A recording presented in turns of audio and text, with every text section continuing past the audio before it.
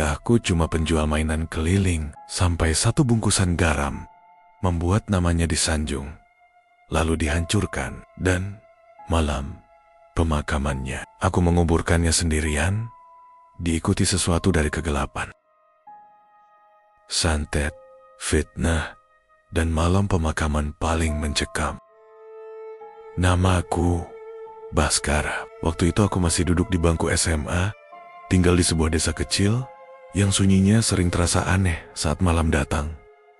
Kalau siang, desa kami kelihatan biasa saja. Sawah membentang sejauh mata memandang, kebun bambu berdiri, rapat seperti tembok hidup, dan jalan tanah yang kalau hujan berubah jadi lumpur licin. Tapi, begitu matahari tenggelam, suasananya beda. Angin sering berembus tanpa arah, membawa bau tanah basah dan dedaunan busuk. Suara jangkrik terlalu keras, seolah menutupi sesuatu yang tidak ingin terdengar. Manusia, kami tinggal di rumah kayu sederhana di pinggir desa. Rumah itu sudah tua, lantainya berderit kalau diinjak, dan dindingnya penuh tambalan. Kalau malam hujan, air sering merembes dari atap, dan ibu harus menaruh ember di beberapa sudut rumah. Ayahku, Pak Darman, hanyalah penjual mainan keliling. Setiap pagi, sebelum matahari benar-benar naik, dia sudah siap dengan sepeda tuanya. Di kanan kiri setang, tergantung boneka plastik, balon warna-warni, pistol-pistolan, dan kadang kipas mainan kecil yang kalau diputar bunyinya cempreng. Aku sering memperhatikan punggungnya yang makin hari makin membungkuk saat dia mengayuh. Sepeda menjauh dari rumah. Penghasilan ayah tidak pernah pasti. Kadang cukup buat beli beras dan lauk seadanya, kadang bahkan cuma cukup buat makan sekali sehari. Kalau benar-benar tidak ada uang, ayah terpaksa berhutang ke Pak Karto dan Bu Lasmi, tetangga depan rumah. Mereka sebenarnya baik, tapi tatapan mereka sering membuatku merasa rendah, seolah kemiskinan kami adalah aib yang bisa dilihat semua orang. Ibuku, Ibu Arum, adalah perempuan yang sabar. Dia jarang mengeluh, meski wajahnya sering terlihat lelah. Malam-malam tertentu, saat aku dan adikku Bima sudah tidur, aku sering mendengar ibu berbicara pelan dengan ayah. Salah satu hal yang sering dibahas adalah soal garis keturunan ayah. Ibuku percaya ayah punya darah orang pintar. Katanya, kakek buyut ayah dulu dikenal sebagai penyembuh. Tapi ayah selalu menepis pembicaraan itu. Ilmu begituan berat, Rum, kata ayah suatu malam sambil menghela napas panjang. Salah dikit, bisa makan korban. Bapak nggak mau. Aku tidak terlalu memikirkan ucapan itu saat itu. Buatku, ayah hanyalah penjual mainan miskin yang berusaha jujur demi keluarganya. Sampai suatu sore, hujan rintik turun pelan, dan hidup kami berubah. Aku masih ingat jelas sore itu. Langit gelebu, angin dingin menusuk, dan suasana rumah terasa lebih sepi dari biasanya. Ibu sedang menanak nasi. Bima bermain di lantai dengan mobil-mobilan rusak. Sementara aku duduk dekat jendela, menatap jalan desa yang basah. Tiba-tiba, ada ketukan pelan di pintu. Bukan ketukan keras, lebih seperti sentuhan kuku yang ragu-ragu. Saat pintu dibuka, berdirilah seorang perempuan yang belum pernah kulihat sebelumnya, Nyi Ratih. Dia memakai kebaya coklat tua yang terlihat lusuh, tapi bersih. Rambutnya disanggul rapi, tanpa hiasan apapun. Wajahnya pucat, terlalu pucat untuk orang yang sering keluar rumah, dan matanya tajam banget. Tatapan itu seperti menembus dada, membuat napasku terasa berat. Senyumnya tipis, bukan senyum ramah, tapi senyum orang yang tahu sesuatu. Aku datang, cuma mau nitip amanah, katanya pelan, suaranya halus, tapi dingin. Ayah yang baru pulang dari berjualan terlihat kaget. Aku melihat raut wajahnya berubah, seperti sedang mengingat sesuatu yang lama terkubur. Dari balik kain selendangnya, perempuan itu mengeluarkan sebuah bungkusan kecil. Kainnya kusam, diikat dengan benang hitam. Saat dibuka, isinya adalah garam kasar, berwarna keabu-abuan. Butirannya tidak seragam, dan entah kenapa terlihat lebih gelap dari garam biasa. "Ini kunci warisan leluhurmu, Darman," kata Nyi Ratih sambil menatap ayah tanpa berkedip. "Kalau kamu berani, hidupmu berubah. Tapi ingat, jangan serakah." Ayah tidak langsung menjawab. Tangannya gemetar saat menerima bungkusan itu. Ibu terlihat ingin bicara, tapi kata-katanya tertahan di tenggorokan. Aku sendiri merasakan hawa dingin merambat dari kaki sampai ke tengkuk. Tanpa banyak bicara, Nyi Ratih pamit. Aneh, tidak ada suara langkah saat dia menjauh. Saat aku menengok keluar, sosoknya sudah tidak ada, seolah ditelan hujan. Malam itu, ayah mengunci diri di kamar.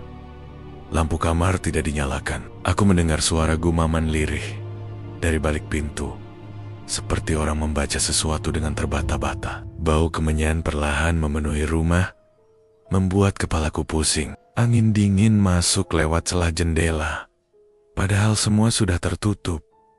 Jam 2 pagi, pintu kamar ayah terbuka.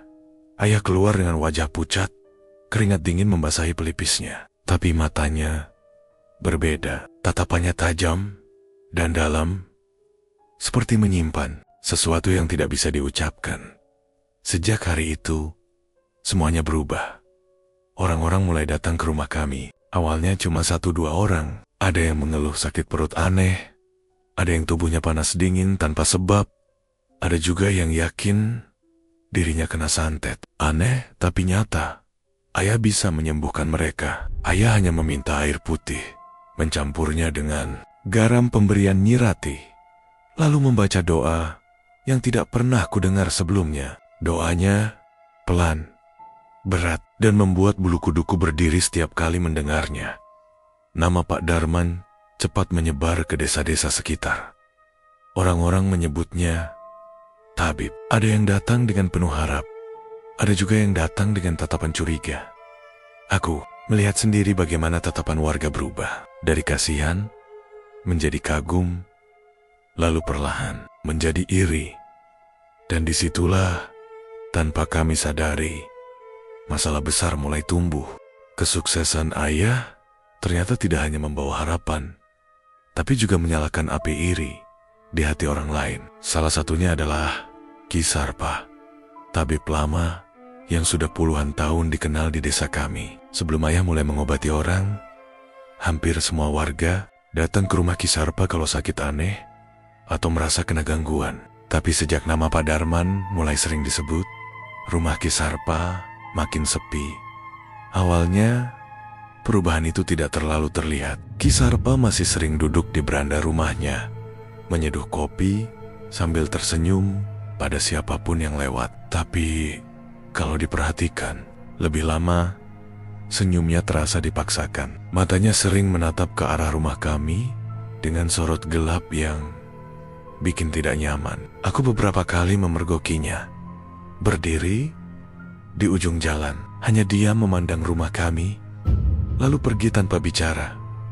Orang-orang mulai membandingkan. Kalau ke Pak Darman cepat sembuh, kata seseorang di warung, Ki Sarpa sekarang doanya kurang manjur, sahut yang lain. Pelan-pelan, bisik-bisik berubah jadi omongan yang lebih tajam. Ilmunya Pak Darman pasti minta tumbal, katanya. Pak Kaijen, orang miskin kok tiba-tiba sakti? Pasti ada yang gak beres. Aku sering mendengar itu saat lewat di jalan atau di sekolah. Dadaku panas, tapi aku tidak tahu harus membela bagaimana. Ayah sendiri memilih diam. Setiap kali ibu bertanya, ayah hanya bilang, biarkan saja. Waktu yang jawab. Sampai suatu hari, kabar buruk itu datang. Seorang pasien ayah meninggal dunia. Orang itu baru saja pulang dari rumah kami sore harinya. Katanya, malamnya langsung kejang-kejang dan menghembuskan napas terakhir. Warga mulai ribut, tapi ayah masih mencoba tenang. Beberapa hari kemudian, satu lagi meninggal. Lalu, satu lagi, 3 orang. Semuanya sempat berobat ke rumah kami. Desa langsung gempar.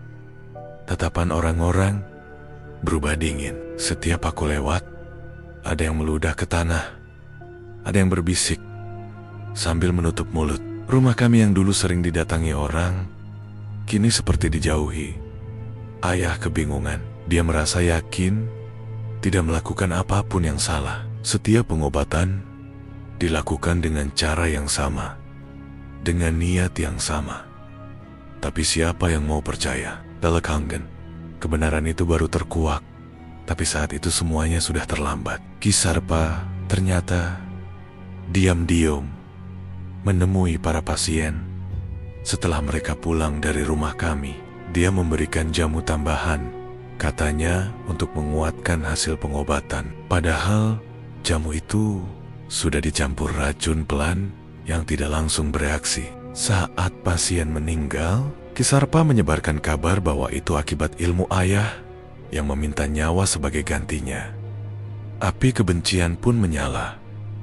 Malam itu, hujan turun deras. Aku sedang belajar di kamar saat suara benturan keras terdengar dari luar. Batu menghantam dinding rumah. Lalu satu lagi. Dan satu lagi. Ibu berteriak panik, memeluk Bima yang menangis ketakutan. Aku mengintip dari celah jendela. Puluhan orang berdiri di luar, membawa obor, bambu, dan batu. Wajah-wajah yang kukenal sejak kecil kini tampak asing, penuh amarah. Pintu didobrak. Ayah diseret keluar. Aku berteriak memanggil namanya, tapi suaraku tenggelam oleh teriakan massa. Pukulan demi pukulan mendarat di tubuh ayah. Aku melihat darah mengalir dari kepalanya, membasahi tanah yang becek. Ibu berlutut sambil menangis, memohon agar mereka berhenti. Tapi tidak ada yang peduli. Saat itu aku merasa dunia runtuh. Aku tidak bisa berbuat apa-apa selain gemetar dan menangis. Tiba-tiba, dari arah jalan desa, terdengar suara auman rendah. Bukan suara manusia, bukan juga suara binatang biasa. Suara itu membuat orang-orang terdiam. Paman Jatmiko muncul dari kegelapan. Tubuhnya basah oleh hujan, matanya menyala kekuningan, napasnya berat, dadanya naik turun cepat. Dia berdiri di depan ayah, menatap massa satu persatu. Tidak ada teriakan, tidak ada ancaman, tapi aura yang keluar dari tubuh paman membuat kaki orang-orang gemetar. Beberapa orang mundur. Ada yang menjatuhkan obor. Dalam hitungan detik, kerumunan itu bubar, meninggalkan ayah tergeletak di tanah. Ayah diselamatkan malam itu, tapi tubuhnya sudah tulang rusuknya retak, kepalanya luka parah. Dan sejak kejadian itu, ayah tidak pernah benar-benar pulih. Hari-hari berikutnya terasa berat. Ayah sering melamun, duduk menatap kosong ke arah dinding. Demamnya naik turun. Kadang ayah bicara sendiri, main obat nama-nama yang tidak kukenal. Beberapa kali aku mendengar ayah berbisik minta maaf di tengah malam. Beberapa malam sebelum meninggal, ayah memanggilku. Tangannya dingin saat menggenggam tanganku. Kalau aku mati, jangan balas dendam, katanya dengan suara lemah. Tapi ilmu ini jangan sampai jatuh ke tangan orang jahat. Aku hanya bisa mengangguk sambil menahan tangis. Dadaku terasa sesak, seperti ada sesuatu yang menekan dari dalam. Seminggu kemudian, ayah meninggal dunia, dan saat aku pikir penderitaan kami akan berhenti di situ, aku baru sadar itu baru permulaan. Hujan turun deras pada malam pemakaman ayah. Bukan hujan biasa, tapi hujan yang jatuh seperti ditumpahkan dari langit tanpa ampun. Petir menyambar bertubi-tubi. Suaranya memekakkan telinga, membuat rumah kayu kami bergetar. Setiap kali cahaya putih menyambar gelap, angin berembus kencang, membawa bau tanah basah, bercampur sesuatu yang amis, seperti bau besi berkarat. Tidak ada pelayat. Warga desa menutup pintu rapat-rapat. Lampu rumah mereka dipadamkan, seolah keluarga kami adalah wabah yang harus dijauhi. Saat ibu mencoba meminta bantuan, hanya tatapan kosong yang didapat. Bahkan orang-orang yang biasanya paling cerewet di warung pun memilih diam, menghindari tatapan ibu. Penggali kubur sewaan yang sempat datang pun satu persatu mundur. Awalnya mereka masih berdiri di halaman rumah, menunduk, gelisah. Tapi setelah hujan makin deras dan petir menyambar tepat di pohon mangga depan rumah, wajah mereka berubah pucat. Salah satu dari mereka tiba-tiba berteriak, menunjuk ke arah gelap di belakang rumah, lalu lari terberit-birit tanpa pamit. Duel.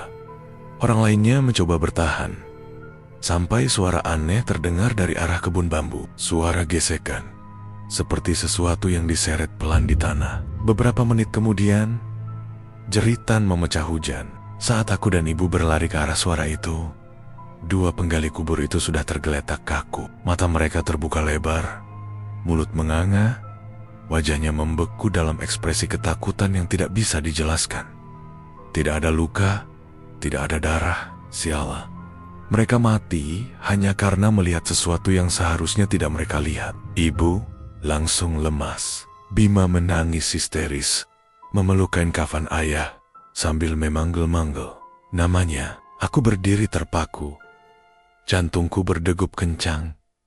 Telingaku berdenging. Malam itu, aku benar-benar sadar kami sudah ditinggalkan, bukan hanya oleh manusia, tapi juga oleh rasa kemanusiaan itu sendiri. Karena tidak ada pilihan lain, kami memutuskan membawa jenazah ayah ke makam di belakang desa. Makam itu letaknya jauh, melewati jalan tanah yang jarang dilewati orang, berbatasan langsung dengan hutan kecil dan kebun bambu. Paman Jatmiko bersikeras, "Ikut."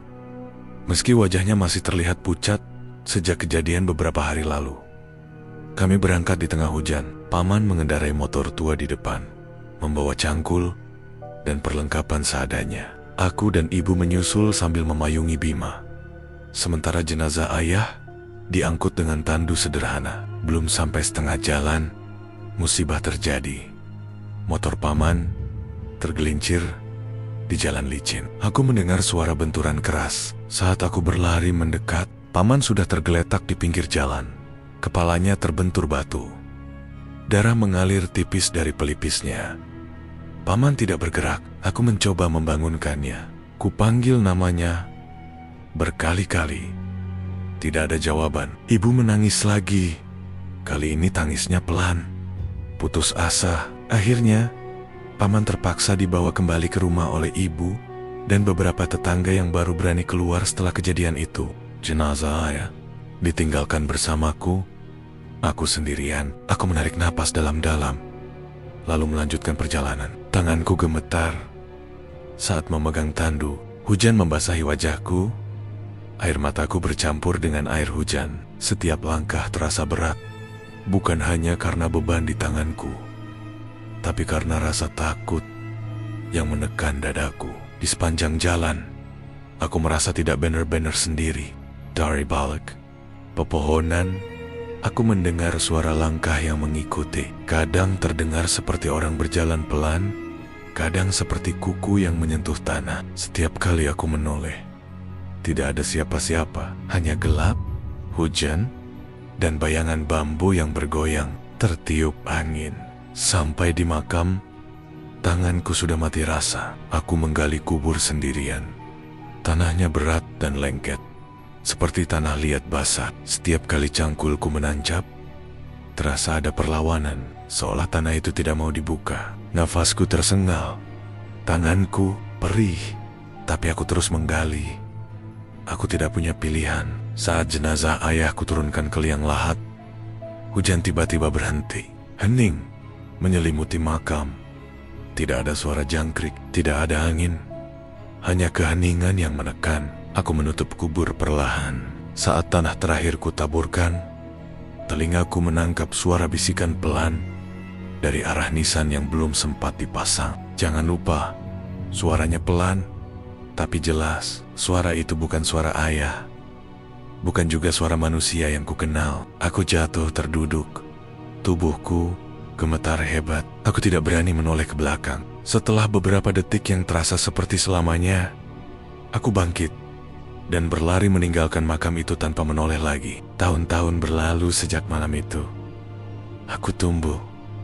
Aku berubah. Aku tidak lagi Baskara yang dulu.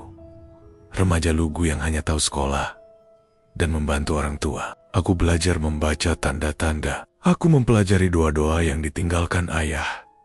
Dari catatan kecil yang kusimpan rapat, aku belajar dari orang-orang yang tidak mau disebut namanya. Aku menyelami dunia yang dulu ayah takuti. Aku tahu cara menyembuhkan. Aku tahu cara mengikat luka. Tapi aku juga tahu cara menyakiti. Aku tahu mana doa putih yang menenangkan dan mana doa hitam yang memanggil sesuatu dari tempat gelap. Malam itu, bertahun-tahun kemudian, aku duduk bersila di sebuah ruangan sempit. Lampu dimatikan. Asap kemenyan memenuhi udara, membuat pandangan kabur.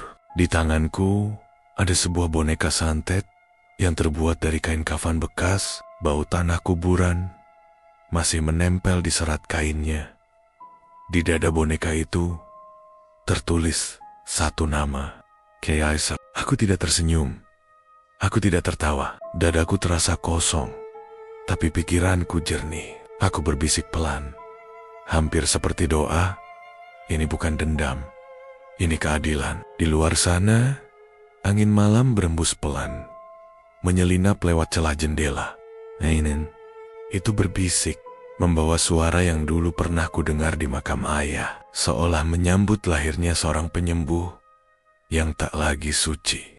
Dan cerita pun tamat.